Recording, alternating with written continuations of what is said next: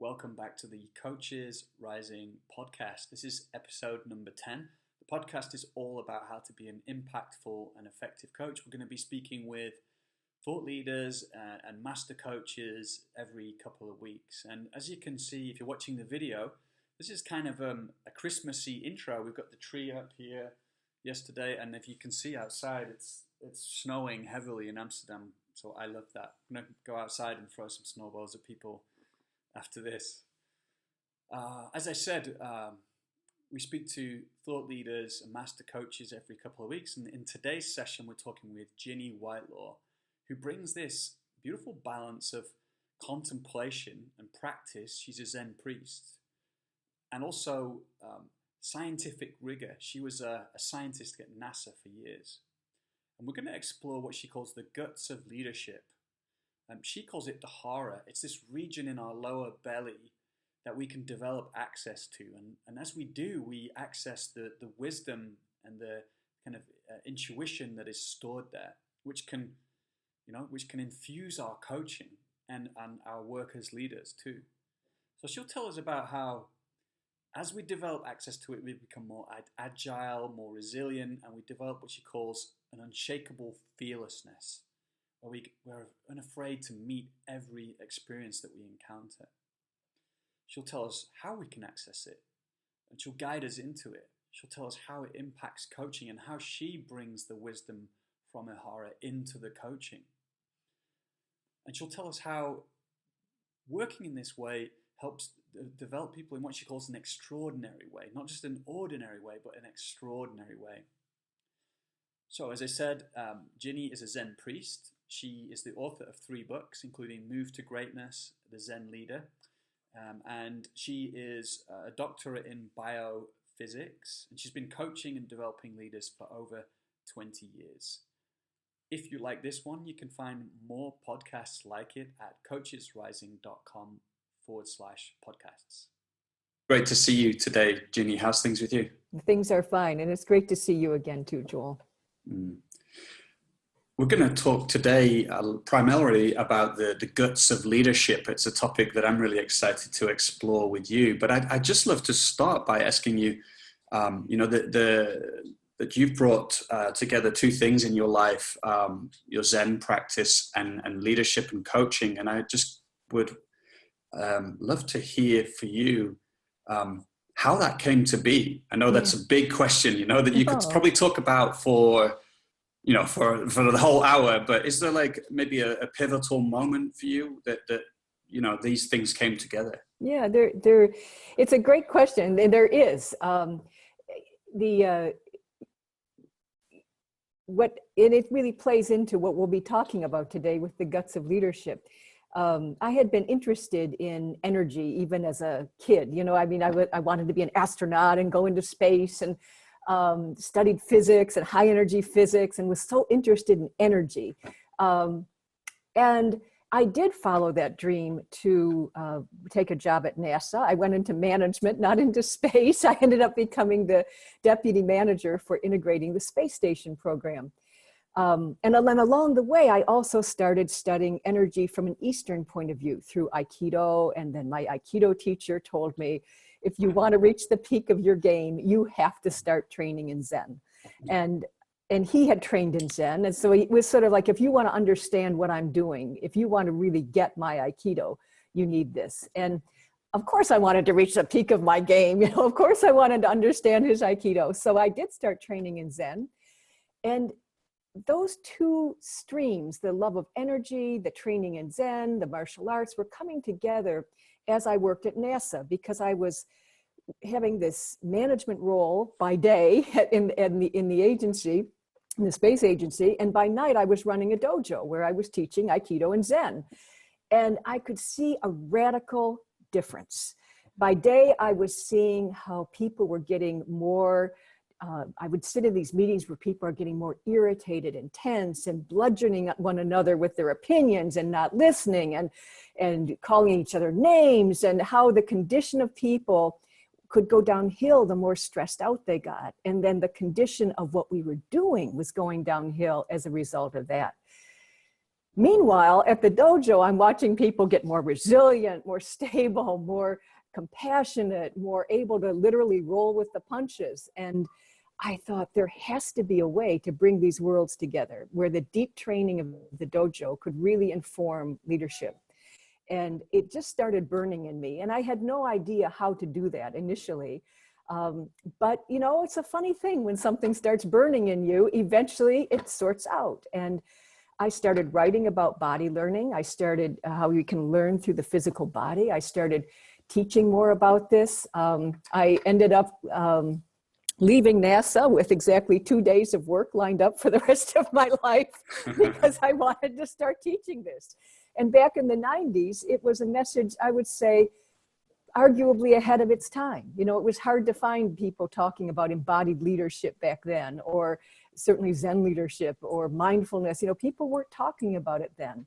But in a way, the needs of the times have very much caught up with us. And the demands on leaders today, the disruptiveness, the need for a kind of unshakable resilience and agility, not brittle resilience, but that kind of dynamism that lets us handle what is happening, what's coming at us at light speed, is more needed than ever. And so I feel like this combination of deep dojo training with leadership development has arrived to its time. Maybe you could say more about, I love just exploring the meanings of words, you know, and of course we could say resilience and agility and assume we mean the same things about those. But I wonder if you could just say a little bit about what you mean by those words and why they're important. Yeah. You know, it's a great question because you could take them very deep. One of the things we say about Zen is, you know, Zen is a hard thing to define because it's not really a noun. You know, as soon as you try to pin it down as a thing, you get all full of confusion, and it's not something to think about. It's a genuine experience that comes through your being, your body. But it's sometimes likened to, we say, resolving differences, or an image that is sometimes used as a ball on fast-moving waters. And if you just picture that for a moment, or picture that with me, a ball on fast-moving waters, you can appreciate the kind of agility of a ball on fast-moving waters. It's not arguing with the water. It's not afraid of the water. It's not worried about whether there's a drop off in the water. You know, it's just kind of moving and adjusting to conditions moment by moment. Can you picture that? Yeah. Yeah. And then you picture a human being on fast moving waters, and you picture what we're doing in fast moving waters, and you see how the fear comes out, how the self-protection, how the grasping and trying to keep ourselves safe, and all that starts to happen. So real agility, real resilience has to do with a grounded connectedness, a sense of dynamism and physical ability to move with conditions, but also a kind of connectedness that makes us unafraid of them, you know, not feeling apart from them, like this is something I have to defend myself against, but a one-withness. And that's where it really connects into our very topic of the guts of leadership, because we have a physical way to build that connectedness in the human body through, you could say guts, but we use the Japanese term, the hara, H-A-R-A, that is the seat of this kind of resilience and agility that is not apart from, but a part of what is going on. Beautiful answer. Well, let's kind of continue unpacking what you just brought into the conversation about the guts of leadership and the hara. We hear a lot about the gut brain today, and I wonder if those are the same things for you. Like, what is the hara? Where is it? Let's start practical, because you know, when people hear these terms, maybe some of the listeners, they're like, is that just a kind of something you hear about from Japan and Zen? Is it practical, real? And is that the same thing as the gut brain? So let's start there and unpack it. And I would say yes and no, you know, because every frame of reference or every frame of learning has its own jargon, has its own way of thinking, way of looking, way of systematizing things. There are connections between the gut brain and the hara, but if you dissected the human body, you wouldn't literally find the exact things we're talking about with hara. Why? Because there's an energetic or spiritual component to it. I'll just say energetic component. Spiritual can make us think of all kinds of can get us, again, to your point about thinking about words, when we talk spiritual, it can send us off in a lot of different directions. But when I'm talking energy, I'm talking about things that you won't physically see, under a microscope, but they're part of the system quality of what's going on in the human body. And there's an energetic quality to the hara, to the guts, that goes beyond just the nerve cells, the billion or so nerve cells that we associate with the gut brain. Just as there is an energetic quality going on in the head and the heart and the other brains that we might associate with consciousness or a subjective experience of consciousness. But if you actually dissected the brain, you wouldn't find the thought of mother, or you wouldn't find the love of a friend, in the heart. And yet you would find those qualities within the whole gestalt or form of the human being. So in the guts, the Japanese culture has recognized this as what they would call the psychophysical spiritual center of the human being. It has psychological qualities, it has physical qualities, it has energetic or spiritual qualities. And our Western neuroscience is, in a sense, catching up with the fact that there's a lot going on down there. And there's a lot of neuronal processing going on. There's a lot of, in fact, in the development of the nervous system, it's the part that develops earliest. We kind of develop from the base up. So there's a lot of very important stuff happening very early in our childhood development that has to do with the development of this center.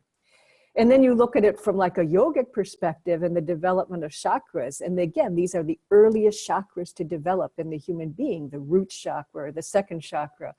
When we're, in the womb and up to 2 years old, that's when these centers are developing. So they become a deeply rooted part of our unconscious experience, and we have, in a sense, conscious access to them the more we start to integrate our whole being all the way down to that level. I'd love to talk about, how we begin to connect this to leadership and coaching, and you are setting that stage really well. But first, I want to kind of stay with what the experience of the hara can be like. You're starting to articulate how we can, through practice, begin to kind of, integrate its intelligence more and more. How does that show up for people or for you? Yeah, and how does it show up for everyone who's listening to us right now? It's a great, it's an actual experience. And I would invite you even right now, if you just let out a sigh of relief, just a sigh of relief. And instantly you feel something drops. Breath drops when the body is relaxed. And if you do it again,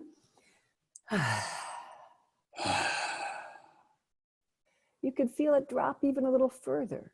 So in the human body, since we're, physical systems in gravity, as the body relaxes, the breath drops down into the lower abdomen. Now, if we get upset, uptight, hold our breath, we can raise up the energy, as you hear in my voice. We could bring it up, but that's not our most stable self. So if we sigh of relief, let it down, we start to feel a connectedness, a groundedness that instantly feels a little bit more like home.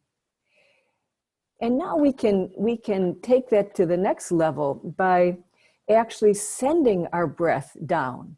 And this is something that takes increasing practice. So maybe the first time we try it, we can only go so far, or it doesn't feel so complete. But if we just play with it for a moment of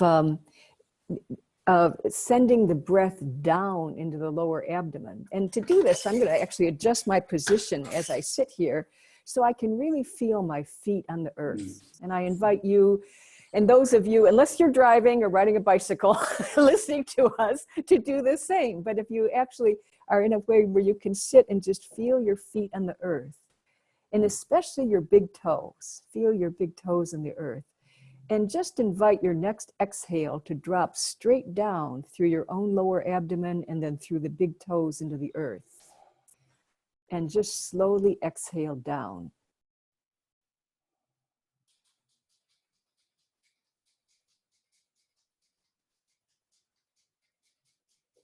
If you keep, and you can just do that a couple more times, even as you listen to my voice, of slow, deep, long exhale right down through this hara center, through the big toes into the earth. And what's happening physically is we're triggering the relaxing part of the nervous system. We're triggering the exhale is the relaxing part of the breath cycle. And we're stabilizing our whole condition. You notice after just three breaths taken that way, a change I at least notice in myself, and I invite you to examine in yourself, a change in our condition of just a little bit more grounded. Do you feel that as well, Joel? I do, for sure. I feel more grounded, more relaxed. Even my voice feels a bit deeper, actually. And it sounds deeper. Yeah, I can hear it. It's more resonant, that whoa. And we can tell when the body relaxes, the voice does become more resonant, becomes bigger, So that condition is a first simple way that you can start to practice that deep hara breathing. And then to just take it a step further into Zazen, into Zen meditation, in a way, Zen meditation is a formal opportunity to do that with every breath. I say formal because, we don't move, so we get rid of extraneous, fidgeting and, rubbing our face and, drinking our coffee. So we're sitting still, but every breath has that kind of intensity of how deep can this go right through my hara, right into the earth. And when you practice that way, you start to build an unconscious competence that develops this hara, that develops this area. First, it has to be a conscious incompetence, then a conscious competence, the usual cycle of learning, because you'll find, I certainly found in my own body, I grew up with childhood asthma, so I had a zillion things in the way of letting the breath drop that deeply. A lot of tension in the chest and just, in the diaphragm area, so many parts that seem to choke off the breathing that I had to, and it frankly for me took years before the body could relax enough. I thought I was breathing right, but I found that it was really a journey of many years for me before things really could stably drop into the hara. And still, even today, I learn more about breathing all the time. So, I think it's a great journey, but it's one of the ways that you literally physically are developing the guts that can take you into a much richer life and much stronger leadership. So let me make sure I get this right. So the hara is like below my belly button a little bit. Yeah. And it's not necessarily, a small thing. It can, maybe it's not defined, but I can certainly, as you invite me to breathe into it, feel those qualities you talked about come online, the groundedness and the relaxation. Yeah, in fact, there's different terms, both Chinese and Japanese, for this whole area. But if you place your hands on your lower abdomen, just place your palms, and those of you listening as well, place your palms on the lower abdomen so that your thumbs are about at the navel area, and your fingers, the little fingers, or the edge or blade of the hand is almost at the crack, where the torso becomes the legs. That whole area is hara. Yeah.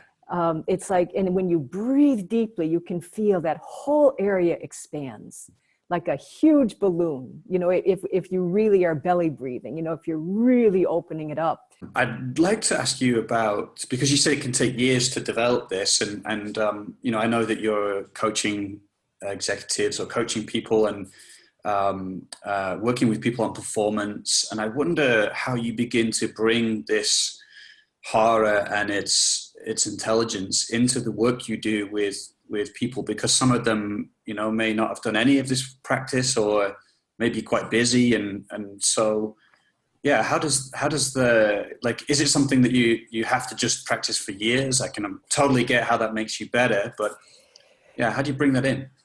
You bring it in exactly as we did right here. You start with 3 simple exhales. You start with connect the big toe into the earth. I was just coaching with a leader yesterday who said she's been using that technique every time she goes into a meeting, every time she has to stand up and make a presentation. And she found, just as you found, Joel, it changes her voice.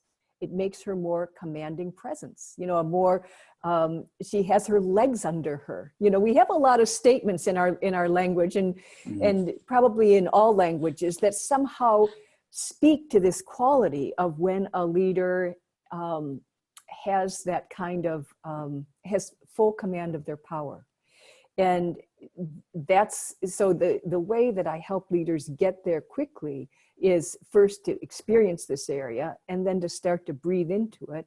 And then to make it a habit to say, find certain triggers in their day that right before you go into a meeting or right before you give a presentation or right before you start a coaching conversation, just check in with yourself. I mean, in fact, in a lot of coaching practices that you've brought to Coaches Rising, we'll speak to this, how a coach can condition or prepare themselves for a coaching conversation. This can be a very part of that preparation. Adjust your posture so your breath can sink. Breathe deeply into your hara. And open up a listening space with you and the other person. This quality instantly starts establishing a connection, even as you and I can feel this now. Yeah. I appreciate you mentioning that. I was about to ask you about the what it makes possible for you as a coach. That does it inform your coaching too? I get that it creates this relaxation and maybe gravitas, but maybe does it also inform the coaching conversation and where you go? Absolutely.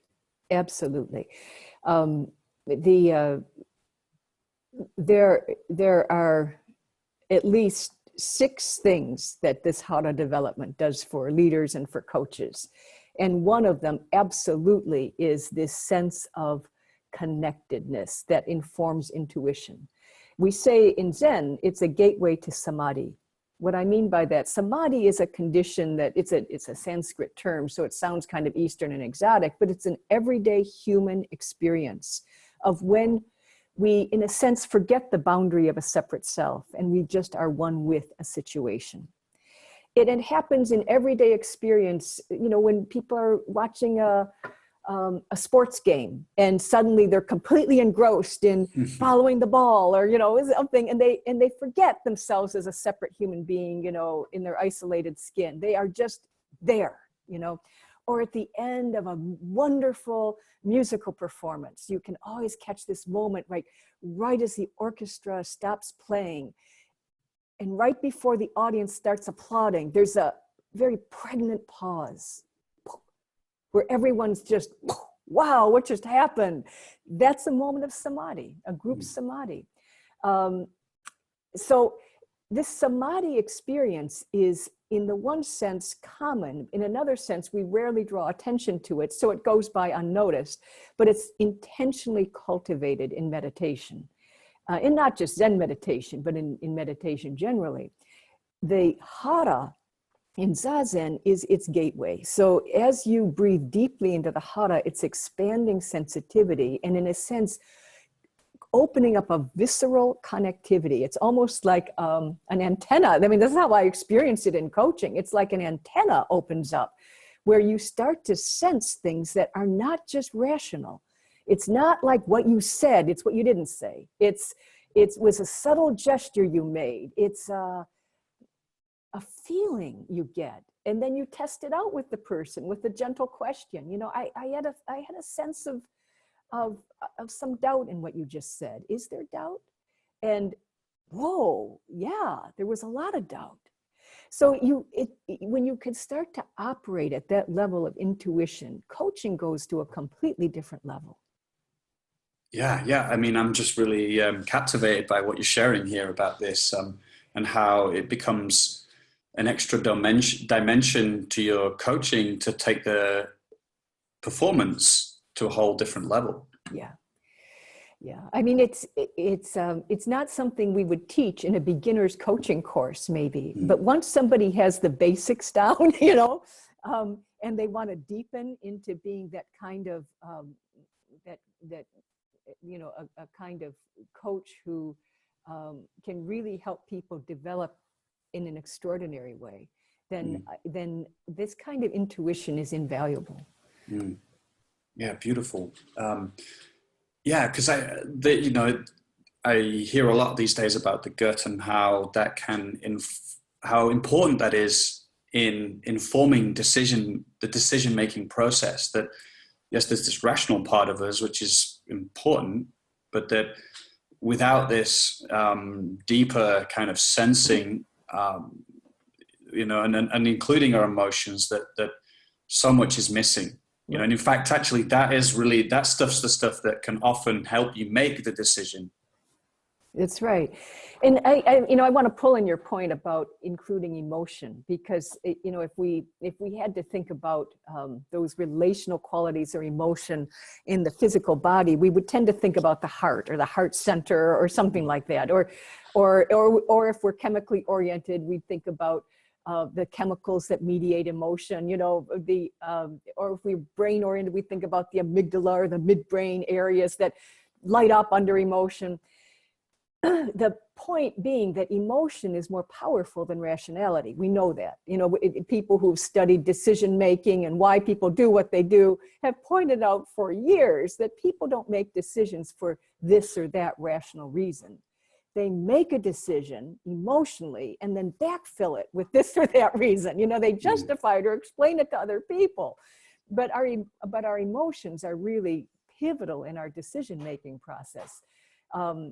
Emotions are key in stories. They're key in how we learn. They're key in how we remember. So emotion is hugely important.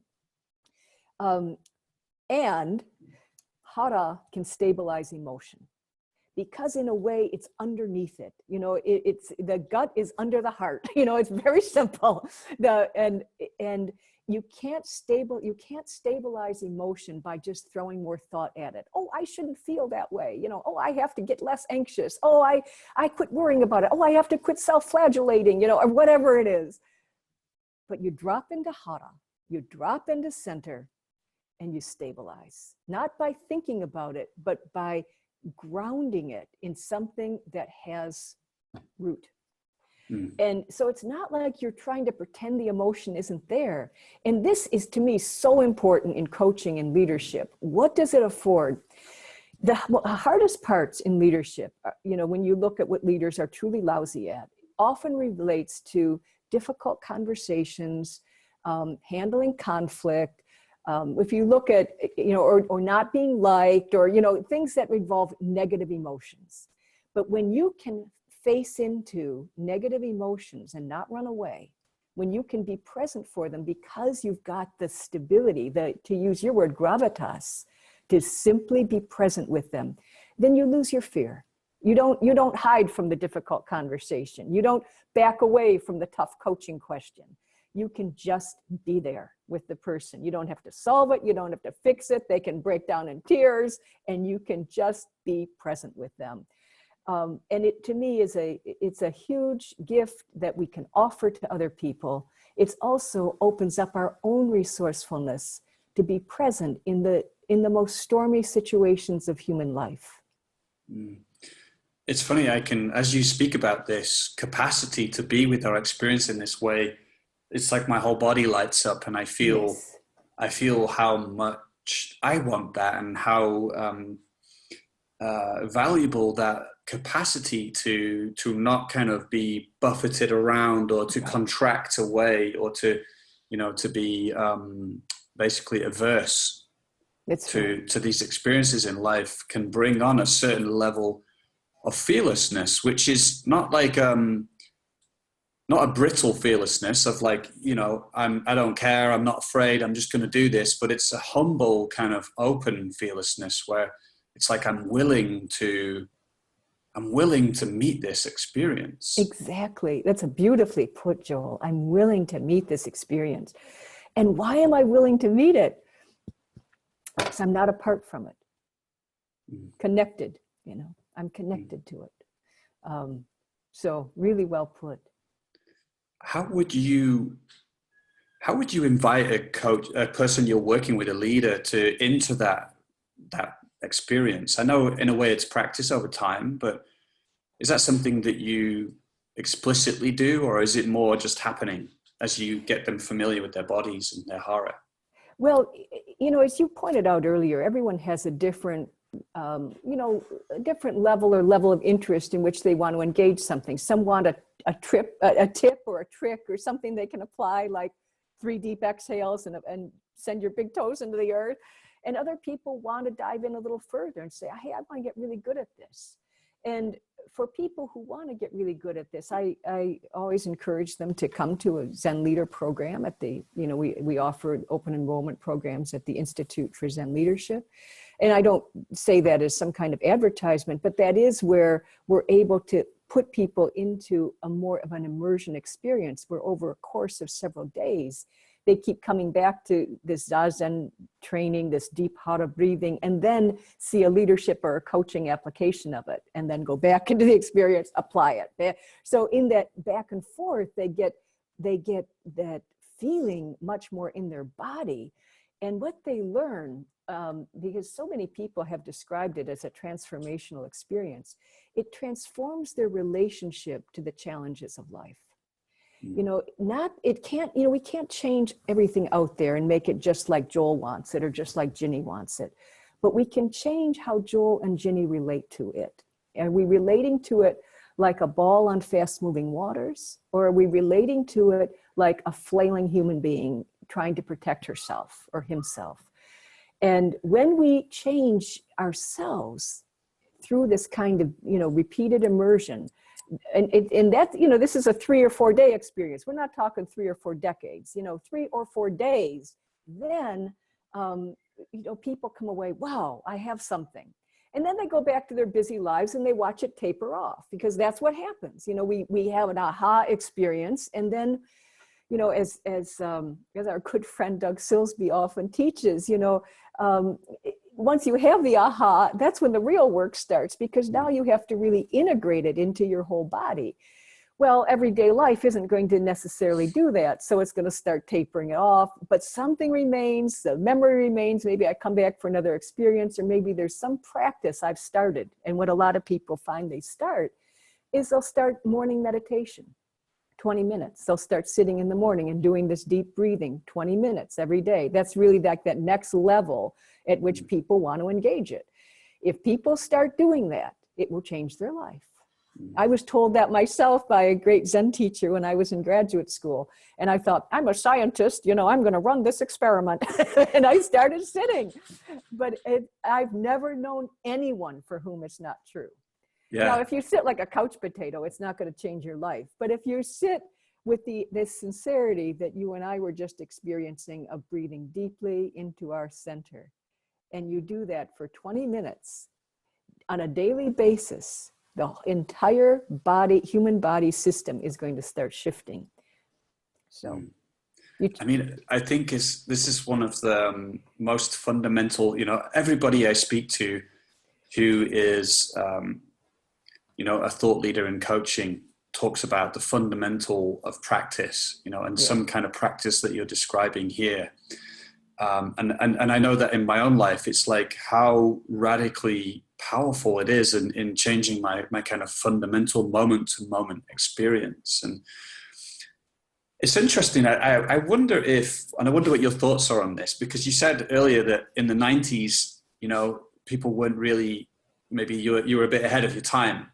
And I wonder now if like, it seems to be that people are taking to these practices faster in some way.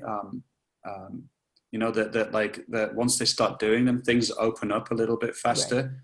That's right. I mean, it could be, you could, of course, you can make a case for the opposite. We're getting more distracted and so on. But somehow I seem to see a lot of people, getting real traction. And I wondered what you think. You see both things happening, as you said. It's like, in a way, consciousness, as Ken Wilber talks about the different levels and states of consciousness, is evolving faster than at any point in human history. And on the other hand, you get the backlash to consciousness of greater polarization and greater and populist movements and retrenchment and nationalism. So you're seeing both. You see people evolving in their practices, and you see huge amounts of distraction, reduction in attention span, especially among children. It's people who are growing up facing a screen have an attention span of a gnat. It's a few seconds before they're off to another thing. And that's, being studied in research. I don't know what kind of world is going to be possible for people like that. When I think about my own life, if I could only attend to something for a few seconds, there's so many things I would never have been able to do. But that's what's happening. So both things are going on. But without a doubt, the needs of the time are pulling out this need to, as you put it, find a way to not be so buffeted by all these winds of change and disruption and, constant media and 24/7 news cycles and whatever. It's how to handle all of this in a way where I still feel whole. So yes, people are moving more toward these integral practices or integrative practices that help us feel more whole. I find it interesting, that the mindfulness movement has grown so popular, and in a way it's a wave that has lifted the total interest in meditation. So I'm very happy to see it. And yet, what troubles me about it, or where I think it can sell the human being short, is a lot of people think of it as something that stops at the neck, that it's another way of living in our head. Oh, I now pay attention to my thoughts, rather than the Sanskrit term that Buddha was getting at when it was mindfulness in the body. And we just kind of dropped off that whole last part of it and just stuck with the mindfulness component.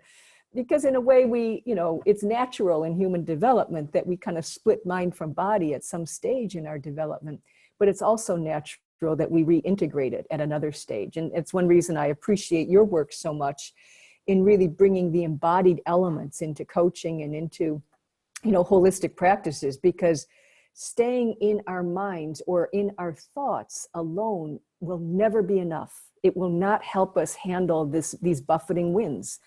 We are going to have to dig down and first be able to experience the human condition of this time emotionally. And we'll have to also ground that deeper in Hara to be able to not run away from it, but be totally present in it.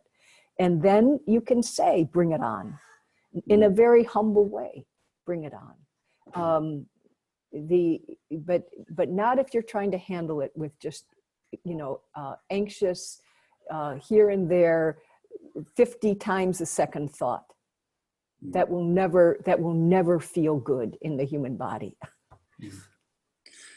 It's interesting for me because I speak to a lot of coaches, and so many of them now are saying what you just said. It seems to be there's a real theme, and maybe basically they're all advocating for this shift that we have to do these practices that open up access to a greater spectrum of who we are, so that we identify not just as this kind of thinking mind, and we're kind of, because if that's all we have, then there's very little room for growth or integration or anything to take place, So creating this space allows us to be with all this and the emotionality in a more kind of skillful manner. And I'm just struck by how, again, it's a bit like the conversation we're having. It seems to be really a message of our times. I think it is. As I said, there's a certain stage in development where we have to reintegrate to go further. Ken Wilber would call it the integrative stage, that when we kind of shift from a thinking head that now can look at things pluralistically, to being more integrated in our whole being. And that integration is a stage of development that I think more coaches are reaching, more leaders are reaching.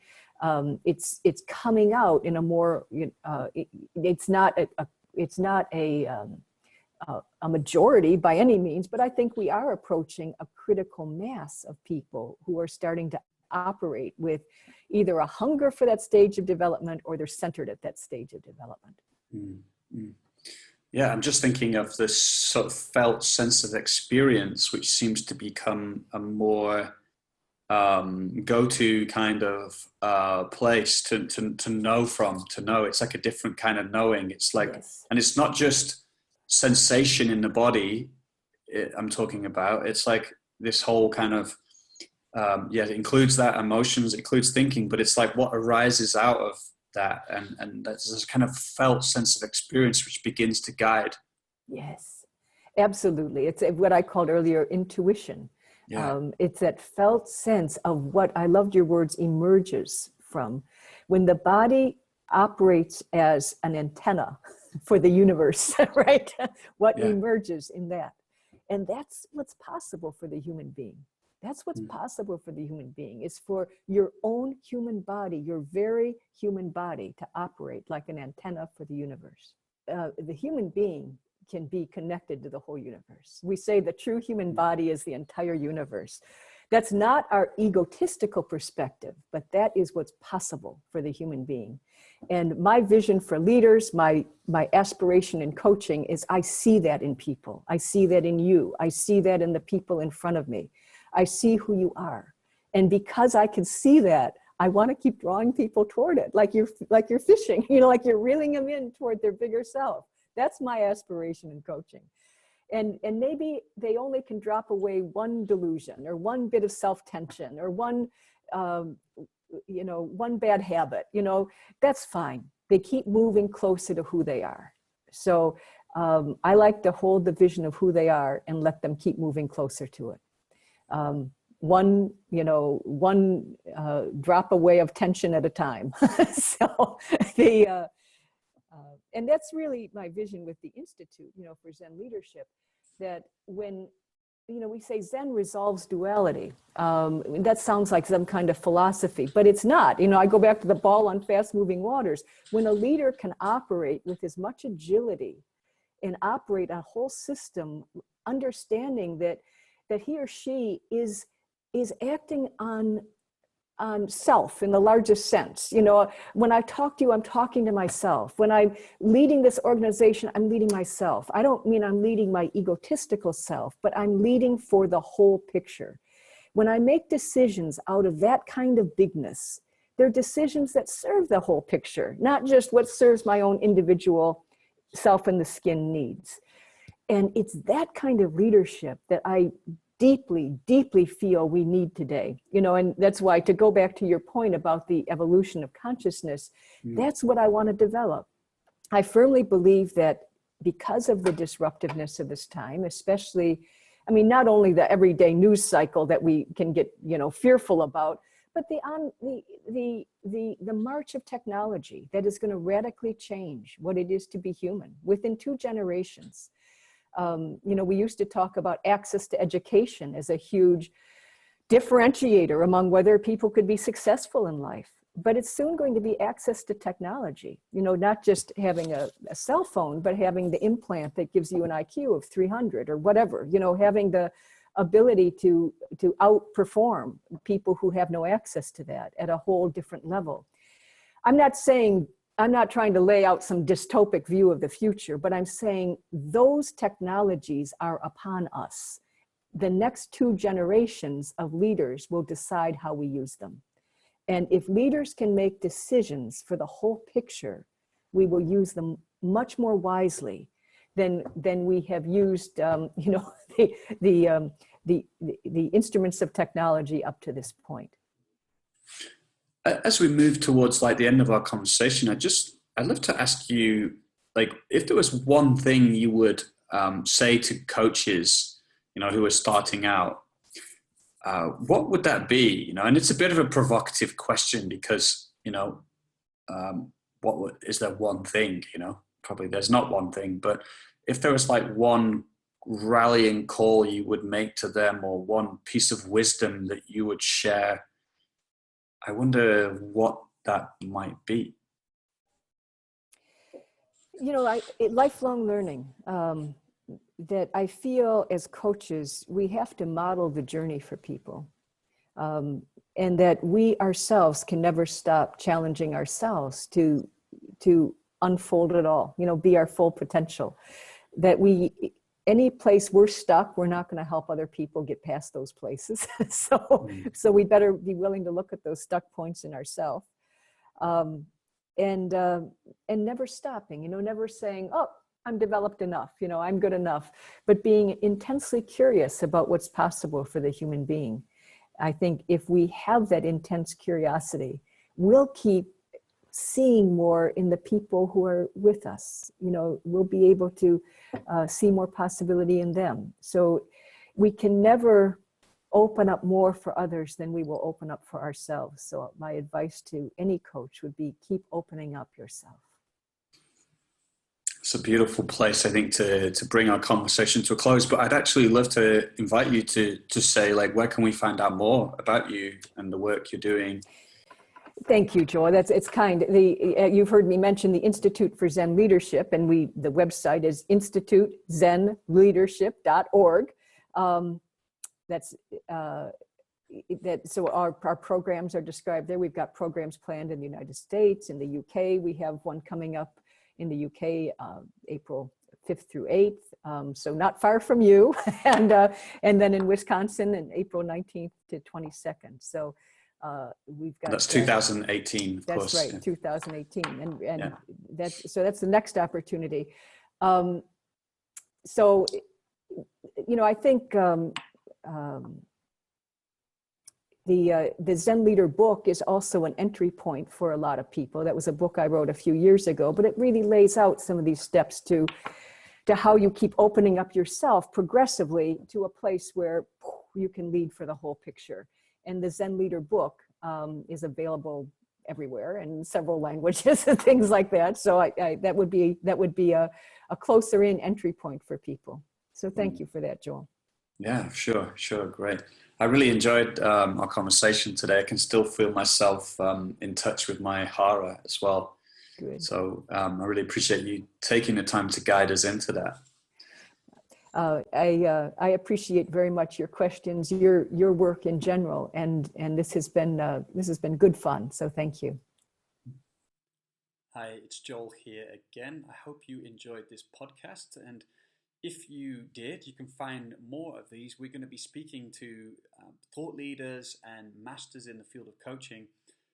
You can head to coachesrising.com/podcast. We'll be updating that every couple of weeks with a new dialogue.